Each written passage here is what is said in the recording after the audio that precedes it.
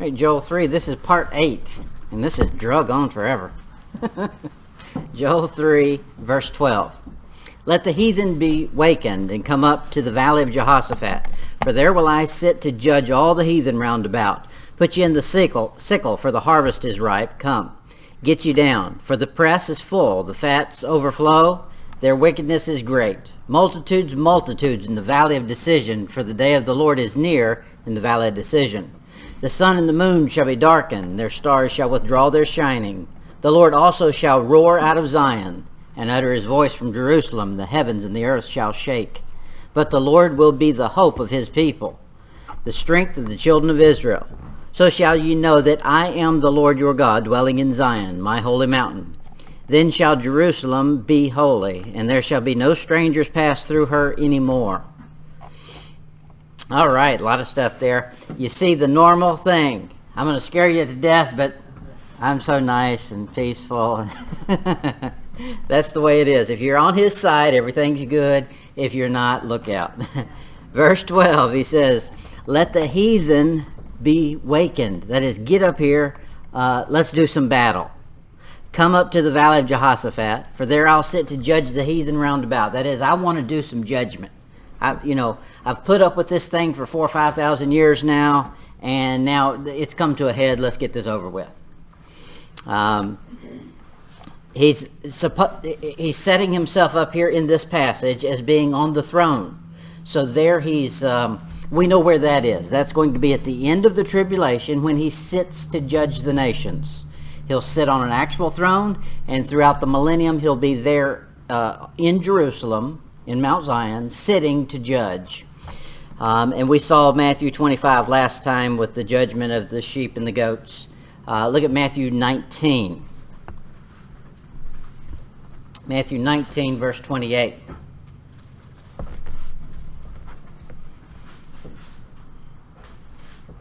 Matthew 19, 28. Jesus said unto them, verily I say unto you, that ye which have followed me in the regeneration, when the Son of Man shall sit in the throne of his glory, ye also shall sit upon 12 thrones, judging the 12 tribes of Israel. So, obviously, we're getting a picture here. He sits on the throne, the supreme throne of the earth. Jesus Christ does. And then he has lesser thrones. There's 12 other thrones that are going to be, obviously, for the disciples who judge the 12 tribes of Israel. Then it'll eventually morph out into eternity and judging all the nations. Now, in order to get there, we have to first go through Armageddon. And that's what he's been discussing this whole book. And there's a lot of paths. If you study this Armageddon thing, you'll just pull your hair out. Because if you try to plot it on a map, you'll come up with 4 or 5 different ways that it happens. At least 4. And the route seems to change. So I think there's a part of this thing that Jesus Christ does himself without anyone present. Part of it, we know there's at least 2 armies. So he may split the 2 armies and give them each a different route. I don't know. And he may just do some of it without anybody being present. We've seen him use nature. He may do that. One of these routes comes down from Palestine through Damascus, Tyre, and Sidon up north. One comes from Mount Sinai, like when they left Egypt, comes from Mount Sinai and comes up through the King's Highway, coming into Jordan, like through Jericho, that direction.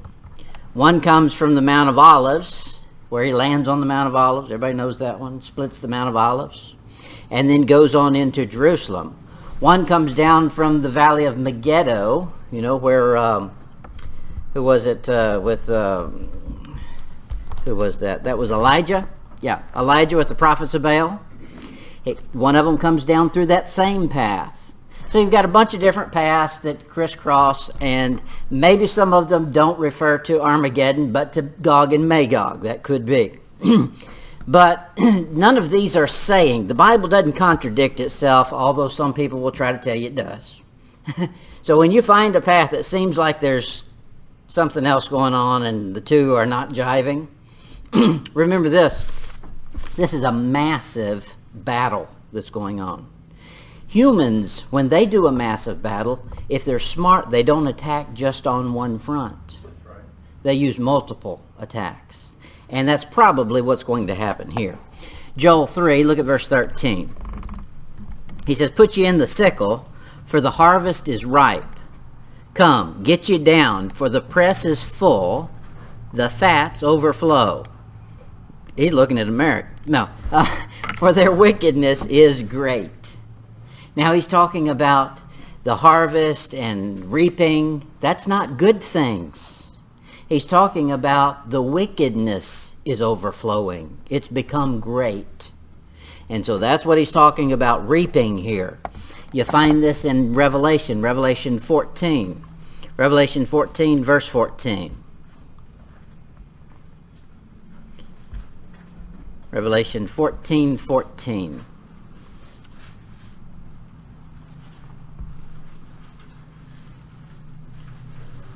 It says, "I looked, and behold, a white cloud, and upon the cloud one sat like unto the Son of Man." Okay, we know that one. "Having on his head a golden crown, and in his hand a sharp sickle." Same thing we saw in Joel. And another angel came out of the temple, crying with a loud voice to him that sat upon the cloud, "Thrust in thy sickle, and reap, for the time is come for thee to reap, for the harvest of the earth is ripe." And so forth, so on. He puts in his, look at verse 16. "And he that sat on the cloud thrust in his sickle on the earth, and the earth was reaped." He did it. He reaped it.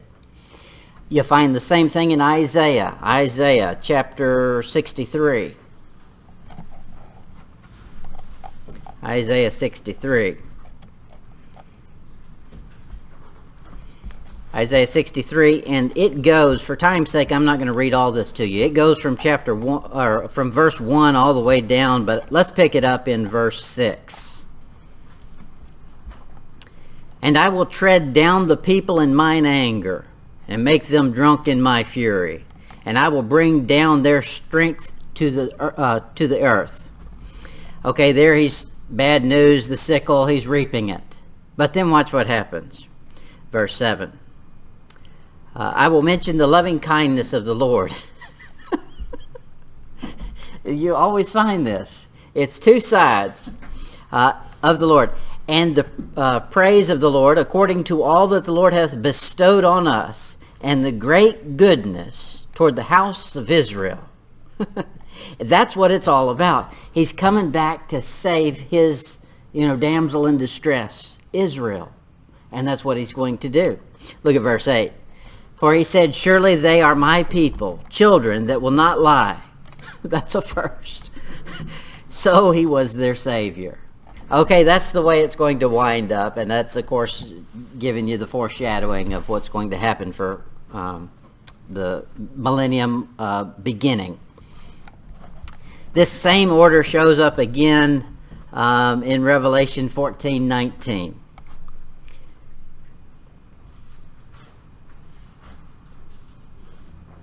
Revelation 14, while you're in 14, chapter 14 gives you two different reapings. One is going to reap the wicked, and one reaps the good people. The same thing happens in Matthew. I didn't give you the reference here, but in Matthew, you find the parable of the tares and the wheat. He says, first of all, just let them grow together. We're not going to rip it out right now, because what we'll end up doing is hurting the wheat. Okay, he says, let them grow together. Then we'll go gather the tares. We'll tear them out. Tares. And we'll put them in bundles and burn them. Then, the last thing he does is gather the wheat into his barn. That's exactly what happens, the tribulation. The first thing that happens is the Antichrist and his people get destroyed. Then the good gets gathered into the kingdom. Revelation 14, look at verse 15. I think we just covered this one. And another angel came out of the temple crying with a loud voice, Him that sat on the cloud, thrust in thy sickle and reap, for the time is come for thee to reap, for the harvest of the earth is ripe. Drop down to verse 19. And the angel thrust in his sickle into the earth and gathered the vine of the earth. The vine, that's something different. And cast it into the great winepress of the wrath of God. Israel is supposed to go through wrath. It's already been established. They have to, because they've earned it as a nation. And that's been set up from the beginning. Go back to Isaiah. Isaiah chapter 2.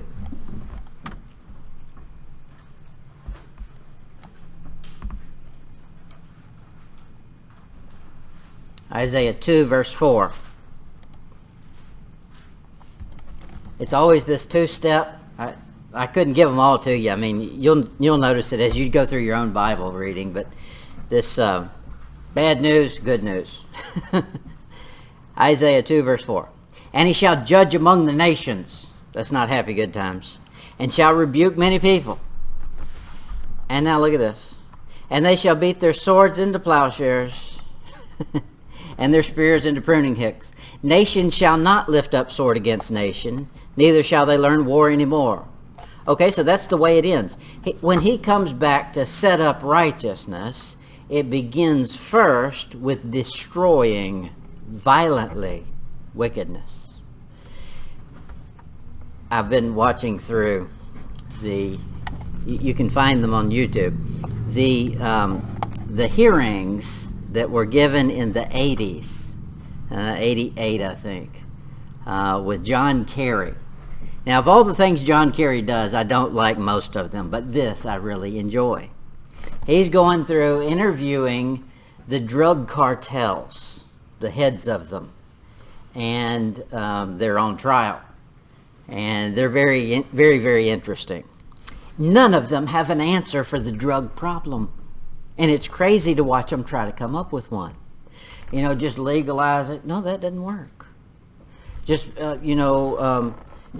don't go after them, or set up a police force that's, nationwide. Well, that doesn't work either. They've already got individual polices that pay off.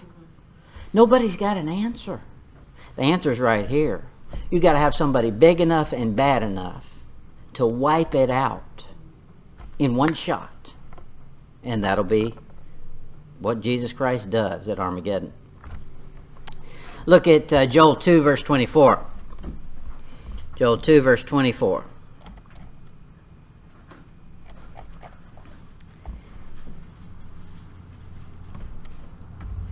I'm going to show you a word in here. Joel 2, verse 24. And the floors shall be full of wheat, and the fats shall overflow with wine and oil. What is fats? It's vats. That is a big container. We say that with a V instead of an F. Fat. And you find that in our passage in chapter 3, verse 13. He used the same word again. Fat again. The modern English puts it with a V. If you were to take a 1611 and notice it, the V would be replaced with an F, but they would pronounce it with a V. And you'll see that all through as the what do you call it? The font changed. So did the lettering change. Deuteronomy chapter 32. Deuteronomy 32.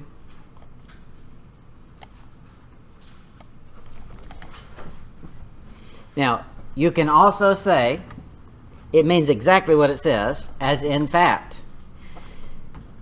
You don't want a skinny grape, do you? You want a fat one. You want a full one. And that's what he's going to do, is he's going to squish these people as though they were grapes. And what comes out is blood, like you would do if you were making wine, squishing grapes. Deuteronomy 32, verse 32. For their vine is of the vine of Sodom, and their fields Gomorrah. Their grapes are grapes of gall. Their clusters are bitter. Their wine is the poison of dragons and the cruel venom of asps. Is not this laid up in store with me, and sealed up among my treasures? To me belongeth vengeance and recompense. Their foot shall slide in due time, for the day of their calamity is at hand, and the things that shall come upon them make haste. So there he's saying one day they're going to be just the grapes that I'm going to squish and produce my wine of vengeance. And that's how he does it. Look at it in Revelation 14. Revelation 14, drop down to verse 19.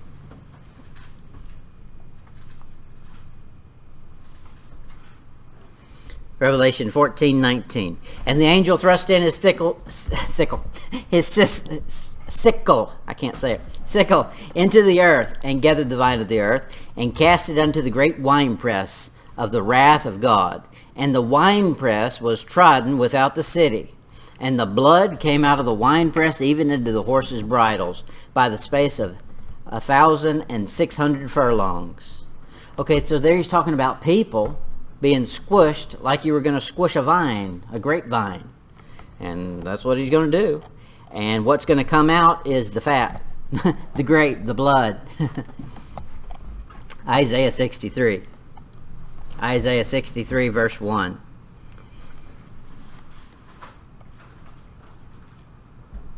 Isaiah 63, 1. Here we get a preview of him doing it.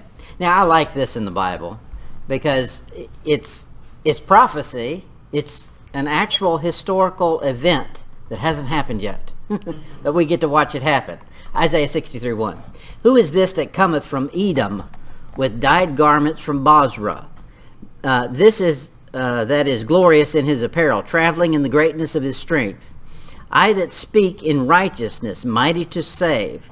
Wherefore art thou red in thine apparel, and thy garments like unto him that treadeth the wine fat? Somebody just stomped something. I have trodden the winepress alone. Now, alone. Notice that. That's one of those trips. That's one of the paths that he comes back alone, not with the armies. But we know he has two armies. He descends with two armies. But here he's on a path that he's alone. So that's one of them. Alone. Of the people there was none with me. For I will tread them in mine anger, and trample them in my fury. Their blood shall be sprinkled upon my garments, and I will stain all my raiment. For the day of vengeance is in mine heart, and the year of my redeemed is come. And I looked, and there was none to help. And I wondered that there was none to uphold. Therefore mine own arm brought salvation unto me, and my fury it upheld me. And that's a great passage. You can read all through it there. He gives you the preview of what he's going to do when he comes back. That's one of the trips when he comes through Bozrah. He's in Psalm chapter 68. See it again. Psalm 68, verse 23.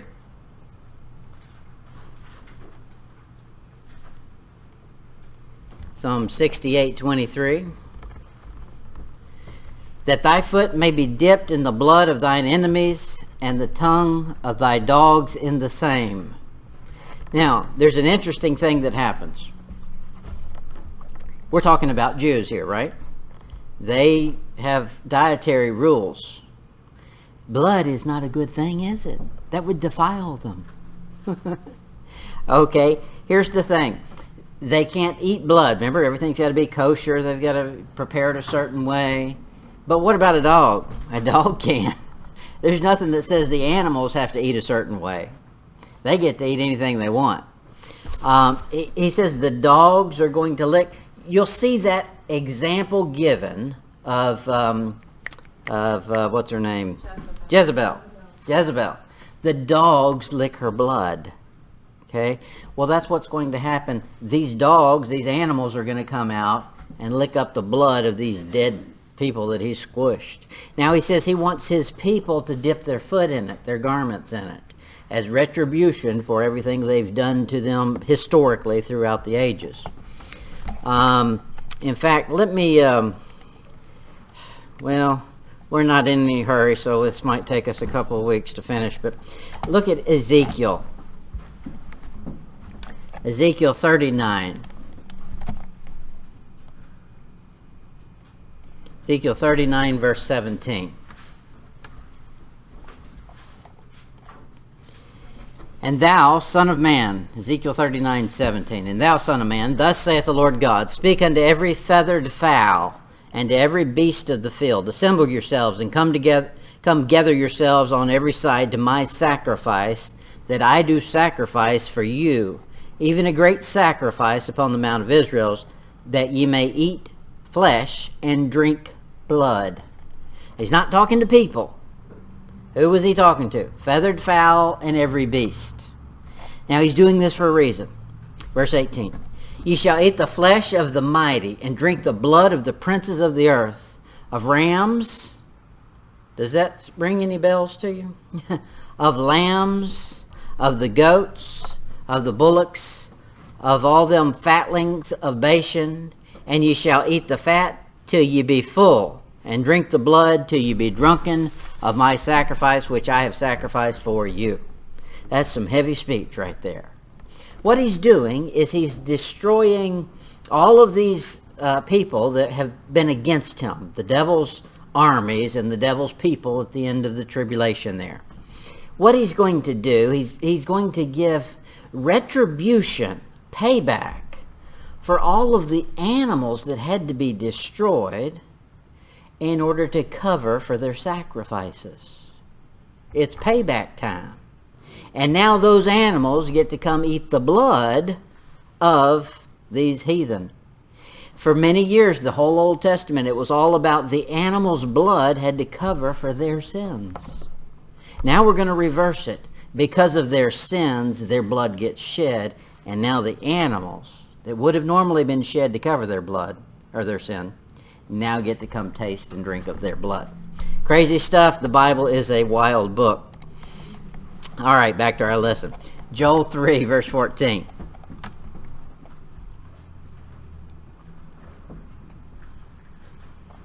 Joel 3:14. Multitudes, multitudes in the valley of decision, for the day of the Lord is near in the valley of decision. I don't know what the decision is. Are you going to run? Are you going to stay? Where are you going to die, maybe? Verse 15. The sun and the moon shall be darkened, and the stars shall withdraw their shining. This is probably the valley of Megiddo. Calls it a valley. Or the valley of Jehoshaphat. There's two multitudes that are there. He says multitudes, multitudes. He says it twice because there's two armies. And they're coming down and they're going to trample his foes. In verse 16, he says, the Lord shall roar out of Zion.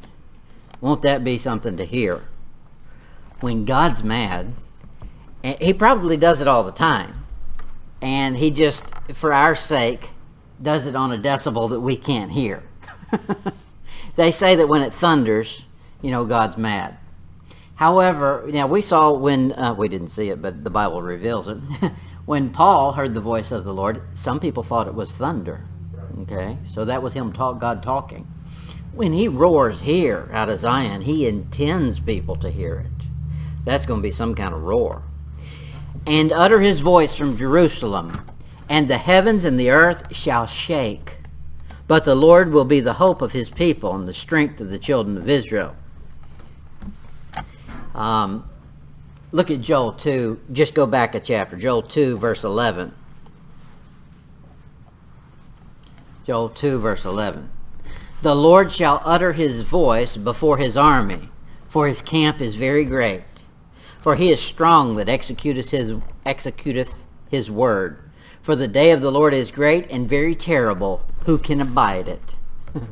There he's talking about he's going to roar and utter his voice. What he's doing is he's doing the thing that the ancients would do. Yell charge. And part of it is psychological. They're making noise to scare the other people to death. And that's what he's doing. He's intending to scare people. Look at chapter 3, verse 11.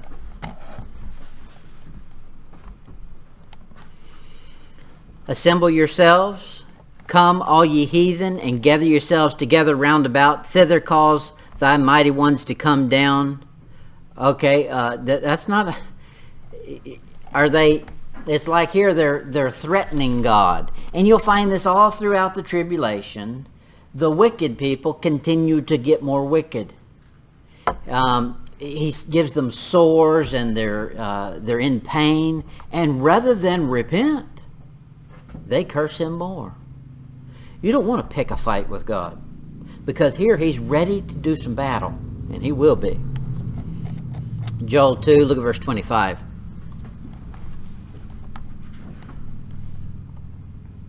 He says, and I will restore to you the years that the locust hath eaten, the cankerworm, the caterpillar, the palmer worm, my great army which I sent among you. Now, that's insects. They were sent.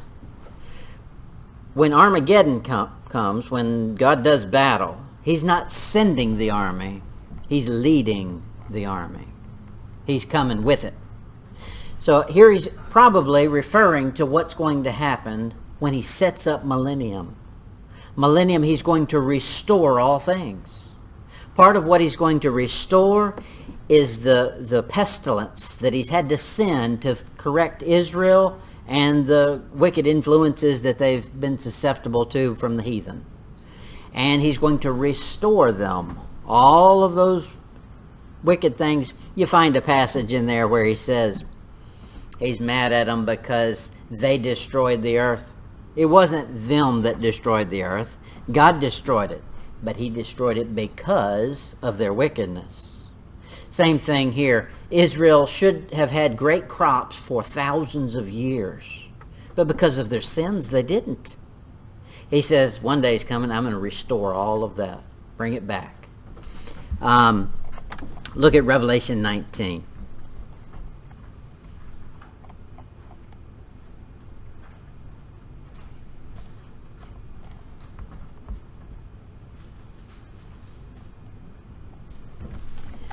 In our verse in Joel, he said, my great army which I sent among you. That's obviously insect, I believe. Now, you can take your own view on it, whatever.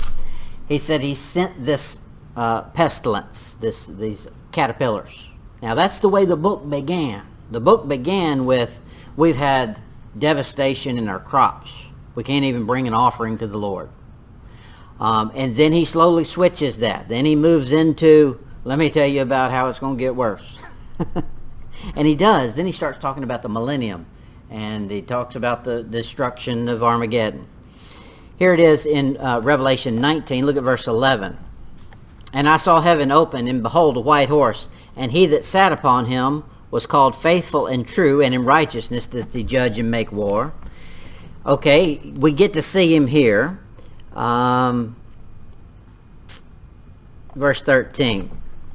And he was clothed with a vesture dipped in blood, and his name is called the Word of God. Verse 14. And the armies which were in heaven followed him upon white horses. Okay, he's leading them. So that's the army, as we would know it, that's coming back for Armageddon, is he's obviously leading the pack, and we're following. In Joel, he talked about an army that he sent. When you send it, you sit in one spot and say, go. So I think those were the actual pestilence and the things he's done to try to correct Israel. Look at it in Revelation 5. Revelation 5.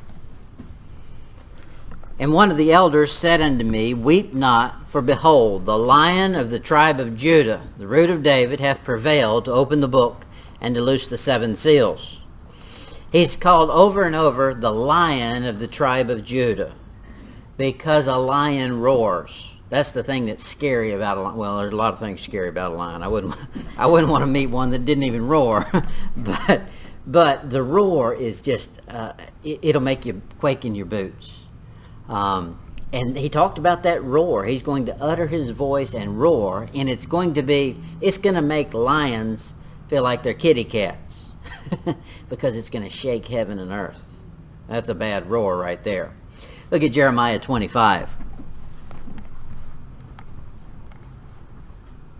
Jeremiah 25, verse 30.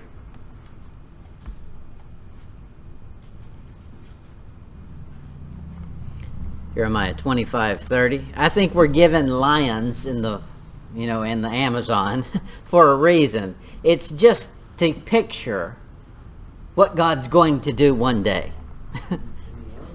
Wherever it is they are. Where are lions? Africa. Yeah. In the zoo. That's why he put them in the zoo. Jeremiah 25:30. Therefore prophesy thou against them all these words. Say unto them, the Lord shall roar from on high, and utter his voice from his holy habitation. He shall mightily roar upon his habitation. He shall give a shout as they that tread the grapes against all the inhabitants of the earth. Whew, scary times. I'm glad I'm going to be behind that, not in front of it. Look at it again, Amos chapter 1. Amos 1, verse 2. This is an event that God keeps showing to each of his prophets. He keeps saying, this is such a good replay, I want everybody to see it. You know how they do? Before a movie comes out, they give you the little clips, the preview. The trailer. That's what Jesus is doing here. He comes to each of his prophets and says, let me show you what's coming. And he keeps showing them the same clip. Amos 1, verse 2. And he said, the Lord will roar from Zion and utter his voice from Jerusalem. The inhabitants of the shepherds shall mourn, and the top of Carmel shall wither. That's how bad that's going to be. Look at it again, Hosea 11. Hosea 11, verse 10.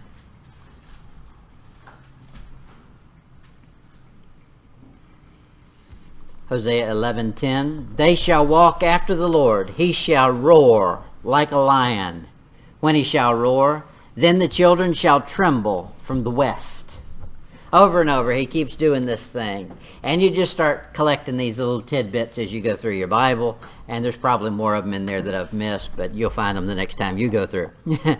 He roars from Zion. It's a specific place. He comes back to this earth, this ground, his special spot in Israel, and he sits down right there. He's going to touch down and split the mountain in half. And I mean, it's going to be very dramatic.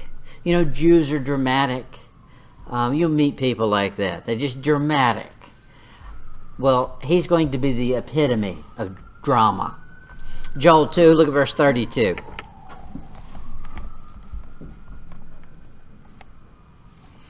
Joel 2, verse 32. It says, and it shall come to pass that whosoever shall call upon the name of the Lord shall be delivered. For in Mount Zion and in Jerusalem shall be deliverance, as the Lord hath said, and in the remnant whom the Lord shall call. Now, that's literal. There's nothing figurative about any of that. It's a literal place in Jerusalem where the battle's going on. And it's just like when the children of Israel came through and the snakes came out and bit them, and they had to do something specific to get salvation. Now, I'm not talking about our type of salvation for eternity, deliverance. And that's the way it's worded here. It's not worded salvation, it's worded deliverance. And that's for a reason, because they need to be delivered from a physical enemy that is facing them. Joel chapter 3, look at verse 17. Joel 3:17. So shall you know that I am the Lord your God, dwelling in Zion, my holy mountain. Then shall Jerusalem be holy, and there shall no strangers pass through her any more. At one point, Jerusalem is not called holy. In the tribulation, it's called Sodom and Egypt. Two bad examples of places to be. Now, I'm sure that God's thought the same about his children. Sometimes they're acting like Sodom and Egypt. And some of them do. Now, this is the same nation that he says is the apple of my eye, and I won't let anything happen to it. But when he's mad at them, he calls them Sodom and Egypt. Pretty rough stuff. That's in the tribulation. Now, the reason for that is they've given their allegiance to somebody they should not have, the son of perdition, the Antichrist, the devil. And when they do that, they get punished right alongside of the punishment God pours on his enemies. But it's still his people, God's people, Israel. God's never going to forsake the nation. He says, I'll make an end of all other nations, but I'll not make an end of you. So that's a promise that he must keep. Even though they broke their covenant with him, he's a man of his word. He won't break his covenant. And those people will remain a people. Now, there won't be a whole bunch of them. He says it over and over. There's just going to be a remnant, a small few that make it through. But he said to Moses, I could start over with just you and make a whole nation out of you. So it doesn't matter if just a tiny remnant makes it through. One day he'll make them a great nation. That's why it's imperative that a Jew not count on being a Jew, but get saved right now. Amen. Because chances are, well, I already know. The fact of the matter is this. If a Jew hears the truth right now and has an opportunity to accept it and understands it, he will not make it through. God will see to it that he believes a lie. He'll send him strong delusions that he believes a lie. So it's imperative he gets saved now. Look at Revelation 11. Revelation 11, verse 2.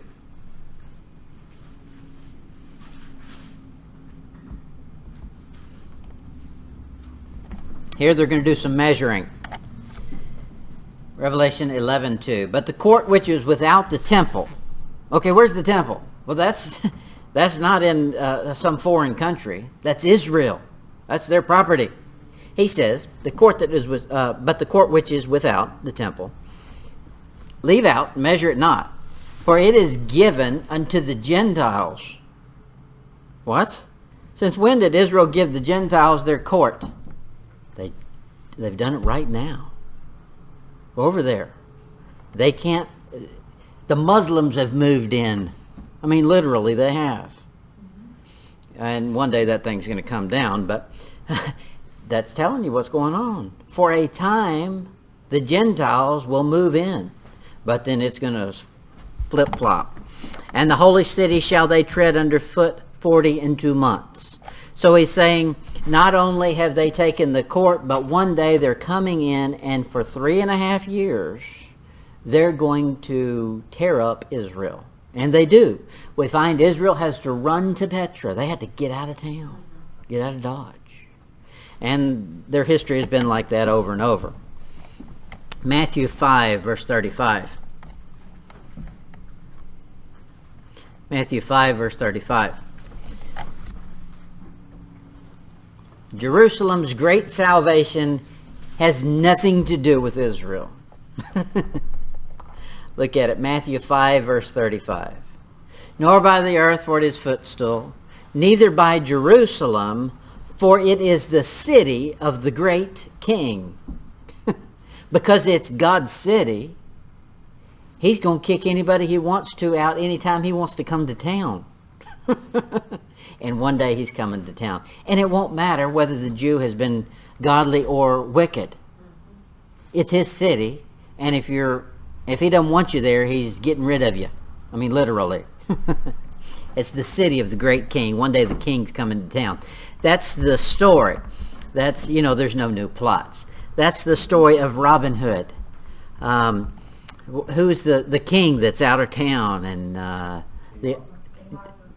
is that who the king is? And then the other king sits on the throne, and he's wicked. And King Richard? Yeah, one of those. Anyway, I'll have to reread my nursery rhymes. I haven't read them in a while, but but that's the story. It's just a repeat of a Bible plot. It's a literal story that God put together. It's a literal story God put together, and man just tapped into it and made it a nursery rhyme. But there's a real story about that. The King of Kings owns a city, and one day he's coming back to it. But in the meantime, Whoever can is usurping the authority and ruling it just as wickedly to his own pleasure as he can. One day he's coming back, and they're going to be in trouble.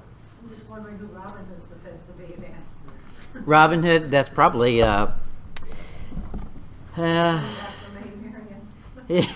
well, that's probably... I mean, you can figure that out. That would have to be Jesus Christ. And then the bride would have to be messed up.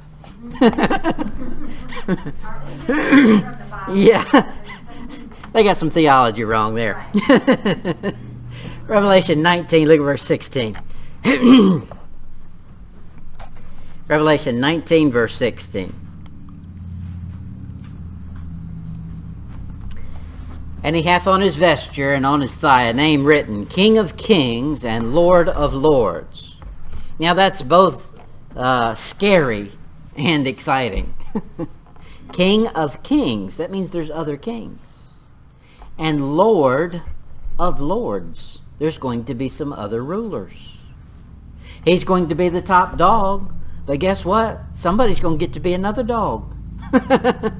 So that's the fact. If you suffer with him now, one day you'll reign with him. And he's already laid it out. The Jews, there's going to be 12, the disciples are going to get to sit on 12 thrones judging the 12 tribes. But that's not the only thing that's going to be in the millennium. There's going to be Gentile nations. And that's what the church age is for. He's looking for leaders right now in the church age to rule the Gentile nations in the millennium. Zechariah 14.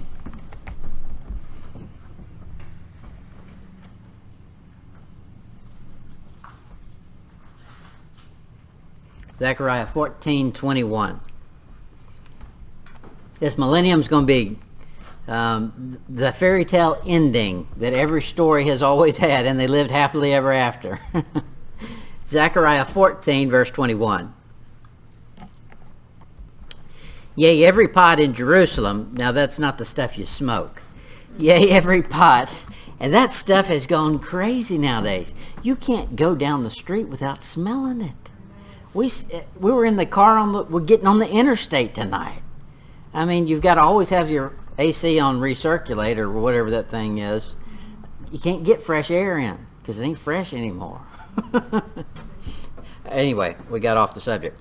Verse 21. Yea, every pot in Jerusalem and in Judah shall be holiness unto the Lord of hosts. Okay, so one day the whole nation is going to be holy and everybody's going to be proud of it. On their pots they're going to say holiness to the Lord. They're going to be proud to put a message about God on there. Now, who is the Lord they're talking about?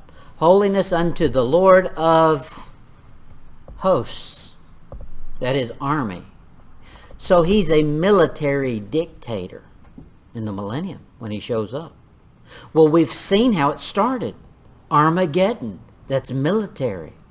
Then he takes over and he rules with a rod of iron. That's a dictator. Now, humans couldn't do that because we're not righteous.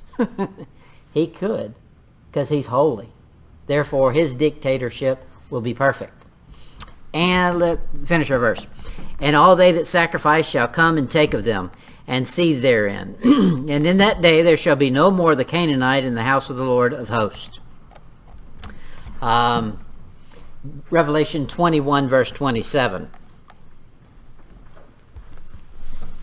Revelation 21:27. And there shall in no wise enter into it anything that defileth, neither whatsoever worketh abomination, or maketh a lie, but they which are written in the Lamb's book of life. That would be nice if we could do that right now. Clean up some places around it. I mean, just if it was just one square block of the city, that would be nice. Here he's going to do it. And it's only Jesus Christ that can do it. And we should strive right now for as much holiness and perfection as we can get, but we're very weak as humans. We won't be able to get it. We can strive for a good candidate for president, for senators, for, your rulers. But guess what? They're not going to make it. They're not going to cut it. One day the real one will, and that'll be great. Look at Nahum chapter 1. Nahum 1 verse 15.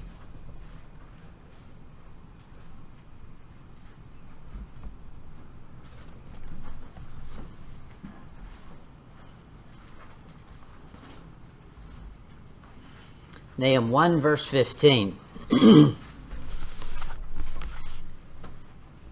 Behold upon the mountains the feet of him that bringeth good tidings, that publisheth peace. Now, you have to pay attention. When peace is being spoken of, you've got to get God's idea of it. Because he warns about people saying peace, peace, when there is no peace. Okay, so they're a false prophet. But here somebody's saying publishing peace, and it's a good thing. Now, this has never happened yet. This is why we know this is prophecy of future events. O Judah, keep thy solemn feasts, perform thy vows, for the wicked shall no more pass through thee. He is utterly cut off. Hadn't happened yet. Well, then peace hasn't happened either, and it won't until that happens.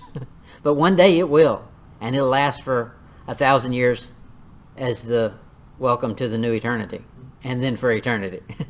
Isaiah 35.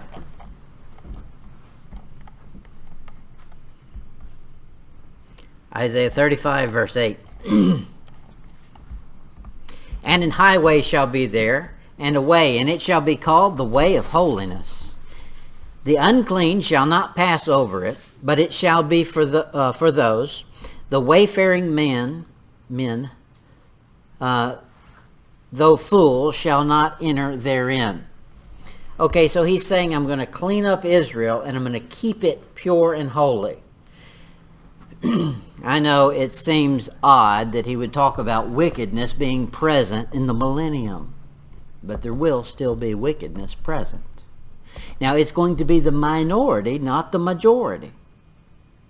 Because remember, when Satan is loosed at the end of the millennium, he gathers a rebellion. So somebody's susceptible to it. So even in the millennium, it's not perfect. Look at 1 Corinthians 15.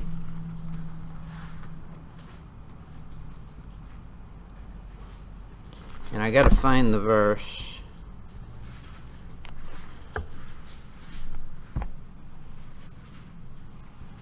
Yeah, 1 Corinthians 15:25.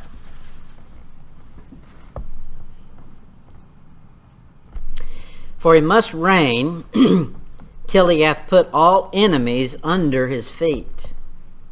Well, we know that Satan is not actually put under until the end of the millennium.